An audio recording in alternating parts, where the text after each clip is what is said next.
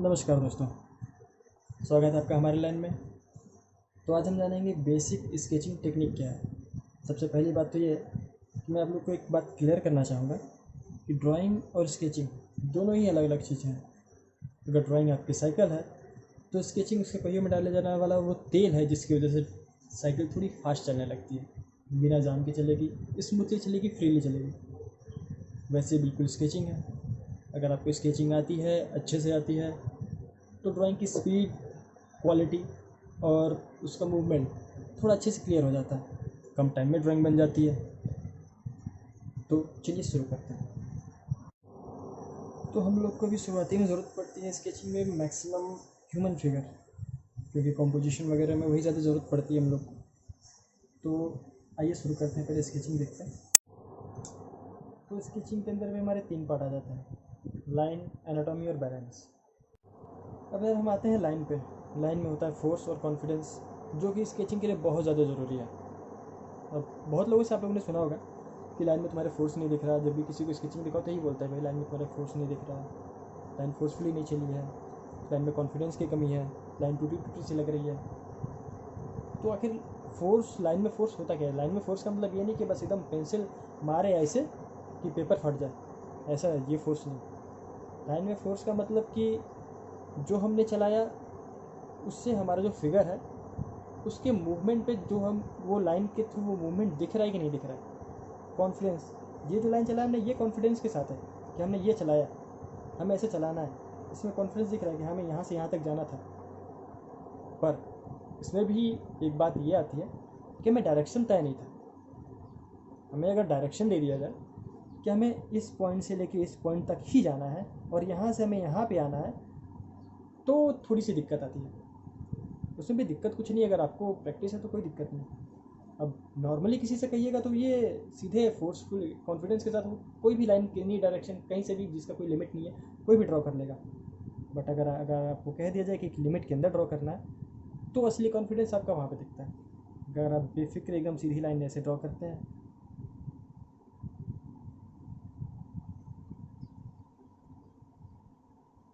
तो ठीक है।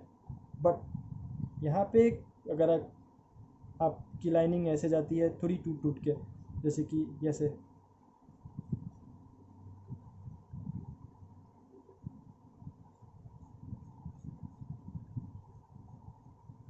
ऐसे नहीं होना चाहिए। ऐसे ये होता है कि लाइन की जो खूबसूरती है, किसी भी लाइन की जो खूबसूरती होती है वो ख़त्म हो जाती है।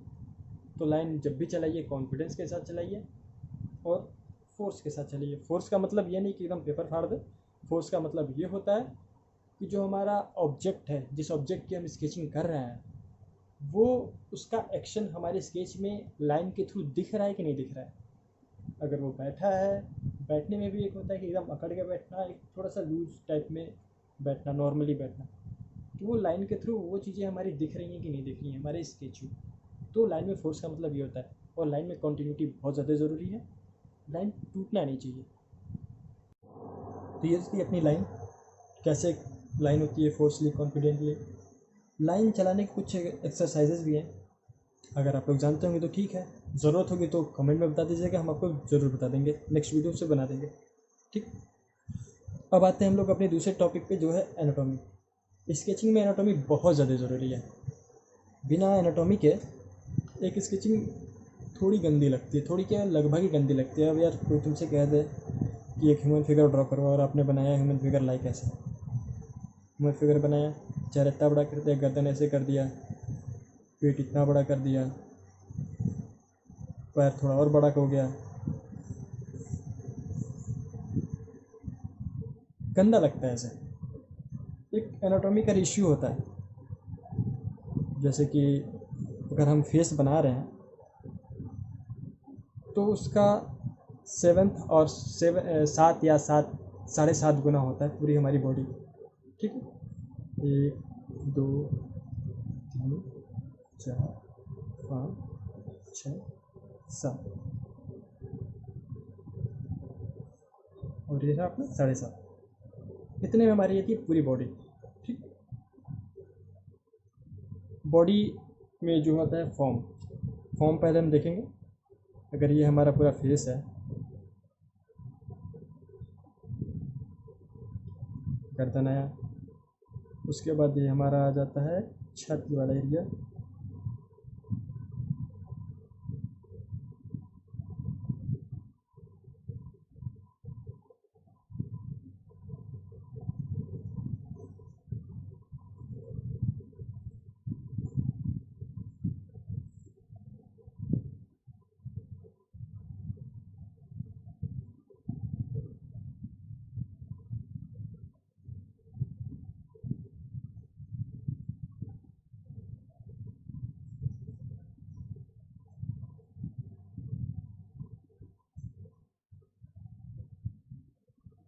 ये हमारा हुआ ह्यूमन एनाटॉमी, जो कि 7.5 भागों में डिवाइड होती है। ये गलत है, क्योंकि अगर चेहरा छोटा कर दिए, पूरा फिगर बड़ा कर दिए, थोड़ा गंदा लगता है। ठीक है, ये तो हुआ एनाटॉमी का जो फॉर्म वाला पार्ट है। अब एनाटॉमी में जो एक्शन वाला पार्ट है वो देख लेते हैं।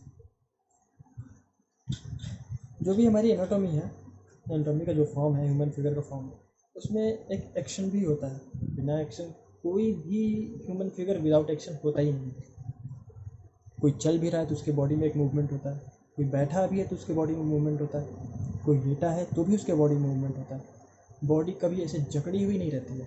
हाँ, वो बात अलग है कि अगर कोई अपना बॉडी एकदम टाइट करके बैठा हो, वो बात क्या अलग है। ठीक है, तो अभी हम देखेंगे कि बॉडी में जो मूवमेंट आती है वो कैसे आती है। तो एनाटॉमी में जो फॉर्म होता है वो एक्शन पे भी डिपेंड करता है। फॉर्म हमने जो बनाया वो एक स्थिर जकड़ा हुआ बनाया, जिसमें तो वो अच्छा नहीं लगता उतना। फॉर्म में भी एक एक्शन होता है, वही एनाटॉमी का भी पार्ट है।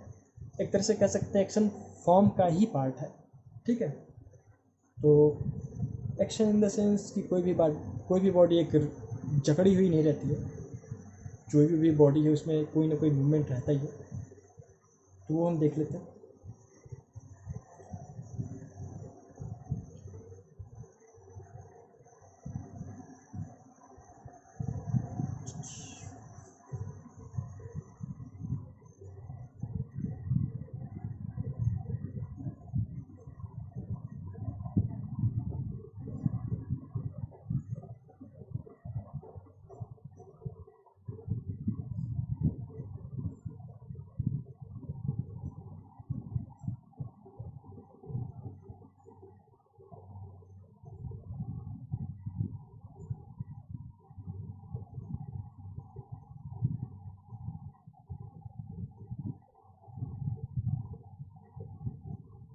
तो ये तो हमारी मूवमेंट स्केच, ये एक आर्मेचर ड्राइंग है।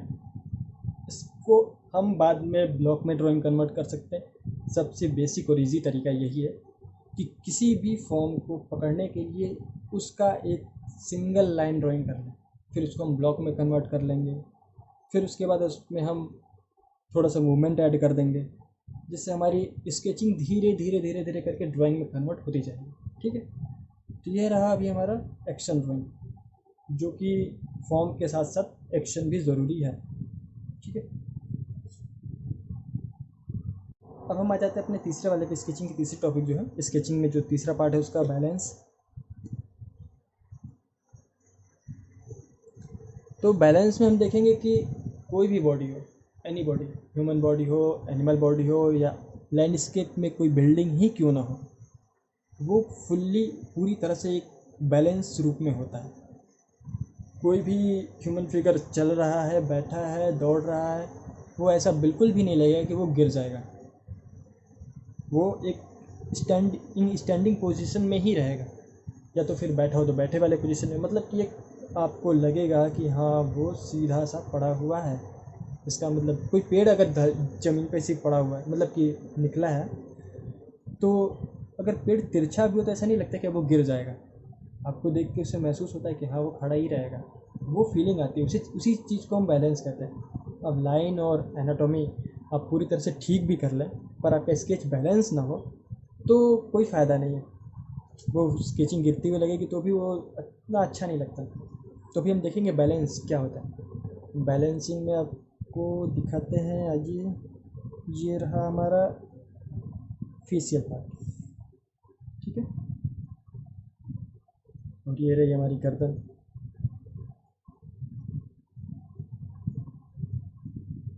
अब यहाँ से ये हमारा आता है छाती वाला ब्लॉक। यहाँ से एक हड्डी आएगी जो कि रीढ़ की हड्डी रहेगी। अब ये आ जाता है हमारा एक कमर के पास वाली हड्डी। फिर यहाँ से हमारा आता है जांघा,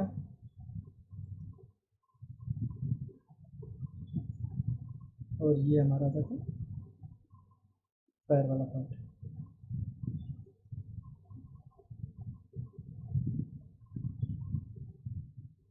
अब इसमें बैलेंसिंग वाली जो चीज़ है वो ये है कि हमारा स्केच गिरता हुआ नहीं लगना चाहिए।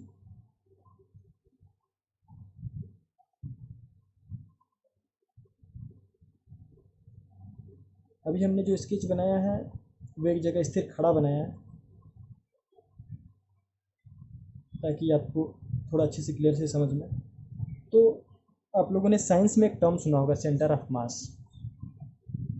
सेंटर ऑफ मास एक टर्म होता है जैसे कि पूरी बॉडी का एक मूल केंद्र होता है जो कि ग्रेविटी उसे कंट्रोल करती है और उसे इस बॉडी को गिरने नहीं देती। तो अभी आप देखोगे कि ये पार्ट, फिर ये गर्दन वाला पार्ट, फिर ये वाला पार्ट, देखिए थोड़ा सा कलर में आ जाते हैं ताकि आपको अच्छे समझ में आए। ये वाला पार्ट, फिर ये गर्दन वाला पार्ट, और ये छाती वाला पार्ट, ये कमर वाला पार्ट, ये जांघा वाला पार्ट, और ये नीचे वाला पार्ट। ठीक है। अब आपको देखिएगा तो फेस का डायरेक्शन इधर है, तो गर्दन की डायरेक्शन इधर है। यहीं इस छाती वाले का पार्ट का डायरेक्शन इधर है, तो इस वाले का डायरेक्शन जस्ट इधर है। वहीं अगर ये वाला पार्ट इधर निकला है तो ये वाला पार्ट का डायरेक्शन इधर है। अब देखिएगा तो इसका जो फोर्सली डायरेक्शन इधर है, इसका फोर्सली डायरेक्शन इधर है, इसकी इधर है, इसकी इधर है। तो मैक्सिमम हर एक चीज़ें जो भी वेट जाता है एक दूसरे को कैंसिल करती जाती है, जिससे बॉडी हमारी मूवमेंट होने के बाद भी एक जगह स्टैंड खड़ी रहती है। ठीक है। वहीं अगर आपको कह दिया जाए कि आपको दोनों हाथों को अपने पीछे बांध के दौड़ना है तो देखिएगा आपकी स्पीड कम हो जाएगी, क्योंकि बॉडी अपने आप को बैलेंस करने के चक्कर में रहती है, जिससे आपका जो पूरा फोकस है वो दौड़ने पे नहीं, खुद को बैलेंस करने में चला जाता है। वहीं अगर आपके हाथ खोल दिए जाए तो हाथ के मूवमेंट से आप अपने बॉडी को बैलेंस कर लेते हैं, क्योंकि दौड़ते वक्त हमारी बॉडी थोड़ी सी आगे की तरफ झुक जाती है, जिससे हाथ के मूवमेंट से हम अपने बॉडी को बैलेंस कर लेते हैं। ठीक है। तो अब आते हैं, तीनों पार्ट आप लोग अच्छे से समझ गए। पहली थी लाइन, दूसरी एनाटॉमी, तीसरा बैलेंस। लाइन में दो चीज़ें हैं, फोर्स और कॉन्फिडेंस। एनाटॉमी में है फॉर्म और एक्शन। बैलेंस में कि बॉडी एक जगह खड़ी कैसे रहती है। ठीक है। अब हम आते हैं इन तीनों जो चीज़ें हमने अब तक जानी है उसका किसी एक चीज़ में एप्लीकेशन करके, उसका अप्लाई करके हम देखते हैं कि क्या हमने वो तीनों चीज़ें सही से सीखी या नहीं सीखी। तो हम अपने स्केच को पहले देखेंगे। जो भी फिगर है हमारे पास उसको जितना सिंप्लीफाई हो सके उतना सिंप्लीफाई कर लेंगे। जो भी फिगर है उसे ब्लॉक में सिंप्लीफाई कर लेंगे। अगर उससे भी ज़्यादा सिंप्लीफाई करना है तो हम आर्मेचर ड्राइंग में सिंप्लीफाई कर लेंगे उसे। हो सके तो उसके जो स्केलेटन है वो देखने का प्रयास करिए, या फिर जैसे भी चीज़ें गई हैं, हाथ जैसे गया है, पैर जैसे गया है, चेहरा जैसे गया है, फेस जैसे गया, सिर्फ और सिर्फ उसे एक सिंगल लाइन में ड्रॉ करने का प्रयास करिए। फिर उसके बाद उसमें धीरे धीरे आप डिटेल ऐड करते जाइएगा, चीज़ें आती जाएंगी। तो ये देखते हैं।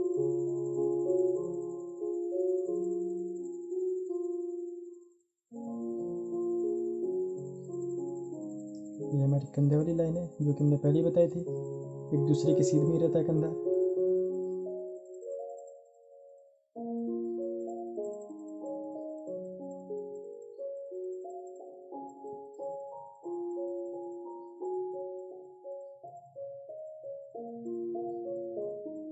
स्केलेटन ड्राइंग से ये फ़ायदा होता है कि जो चीज़ें हमें नहीं दिखती हैं वो भी चीज़ें हमें ड्रॉ करने का मौका मिलता है, जिससे हम अपने फिगर को थोड़ा अच्छे से समझ पाते हैं कि एक्चुअली फिगर हमारा मूव कैसे कर रहा है या फिर किधर जाना चाहता है।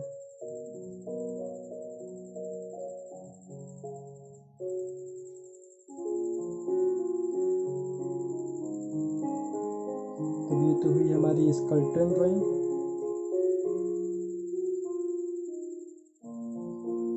इससे अब इसको हम ब्लॉक में कन्वर्ट करेंगे। तो ब्लॉक में कन्वर्ट करने के लिए जैसे जैसे हमारे हाथ के पार्ट गए हैं, हाथ के हुए पैर के, जैसे पूरी बॉडी के जैसे जैसे पार्ट गए, बस उसको एक क्यूब के रूप में देखना है, फिर सिलेंडर के रूप में, जैसे भी आप देख सकते हैं। अगर ब्लॉक ना समझ में आए,